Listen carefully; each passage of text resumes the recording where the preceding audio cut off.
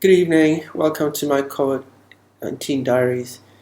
It is now May 2nd today, and I am nearing the end of my stay in Ho Chi Minh City, Vietnam. My plan is to fly back to the United States on May 14th via Tokyo. And so I'm going to fly from Saigon or Ho Chi Minh City to Tokyo, from Tokyo to O'Hare Airport in Chicago, and then from O'Hare Airport in Chicago to the Minneapolis airport. So, I'm not really looking forward to this. In fact, I'm quite worried about this because one of the best ways to catch this thing is to be in a plane with one sick person, and uh, everybody on that plane is going to be sick. Not to mention all the customs and immigration lines you're going to have to stand through. Anyway, it has to be done. My visa expires on the 14th of May, and I'm leaving on the 14th of May. So I really have no choice. I mean, I could extend my visa, but I had to go. So what do I want to talk about today? Some of the lockdown has been lifted here. Vietnam has apparently, at least what we're told, has done amazingly well with the virus. There's only about 210 known cases of infection. All of them have survived. There hasn't been a single fatality, and they say that they haven't had a new infection in 21 days. So they've decided to open up some restaurants, some retail, but bars and other places are still supposed to be closed. But the minute they announced this, all the bars opened up. So the bar ban is being defied. I myself have been to a couple of bars, and I'm not very proud of this. So what I want to talk about today. So you try and watch things that are uplifting or interesting things from your past that you enjoyed. So this week I thought I'd watch a classic movie. And the movie is Hitchcock's North by Northwest. In my mind, it's just a redo of the old British film 39 Steps, the John Buchanan book. It's just a reworking of that story, in my opinion. But it's an amazing movie, and it was made in 1959. But you can see it's quite advanced for its time. And it's a rattling good story. I mean, it keeps you engaged, and you watch it's almost like you cannot not watch it. It's just you just have to sit through it. And it has Cary Grant.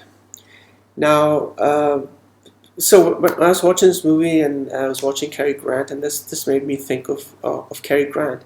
Now, Cary Grant famously said, it was famously said about Cary Grant that every woman wants Cary Grant and every man wants to be Cary Grant, including Cary Grant himself. So which would imply that Cary Grant, the actor, was not really who Cary Grant was. I mean, Cary Grant was an Englishman. He was born Archibald Leach, and he came over to the U.S. With a almost like a trapeze act, and he lived in New York for a few years and then moved on to Hollywood. And in Hollywood, they changed his name to Cary Grant, and that's what he's been. And the thing about Cary Grant is that he is he's an amazing actor. If you look at his movies, there is something almost feminine about him. I mean, he's a very good-looking man, but there's all the roles where he seems to thrive are the roles where women are pursuing him, and he is the object of affection. I don't think he does very well in cases where he is chasing women.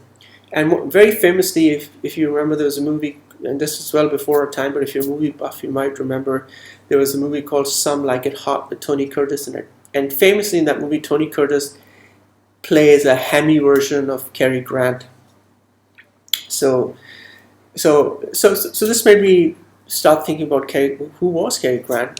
He was born in Bristol, and the one interesting or / tragic thing that happened to him when he was aged 11, he went to school, and when he came back, his mother was gone. And no one could tell him. He was living with his father and his cousins, and no one would tell him what happened to his mother. And they said she needed a break and she'd gone to the seaside. Anyway, they told him this for a while, but he was persistent. He kept asking, "What's happened to my mother? Where is my mother?" And then his cousins told him that his mother was actually dead. So here's this 11-year-old child who goes to school one day. Everything is normal, has a mother and a father. He comes home, and the mother is gone.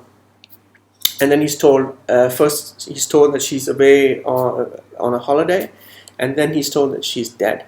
But the truth is far more sinister than that. The mother ended up in a lunatic asylum, not very many miles away from where the family home was. And Cary Grant, or Archibald Leach, as was known, didn't realize that this had happened to him until he had actually moved over to the United States, and his father finally told him that, yes, your mother is still alive. And then he started writing to his mother. Interesting fact that Cary Grant was Cary Grant to everyone. He changed his name by, officially when he became a U.S. citizen to Cary Grant.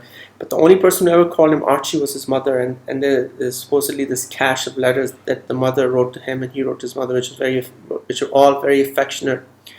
And but that's how far his relationship with his mother. He never made any attempts to bring his mother over to the United States to live with him in California.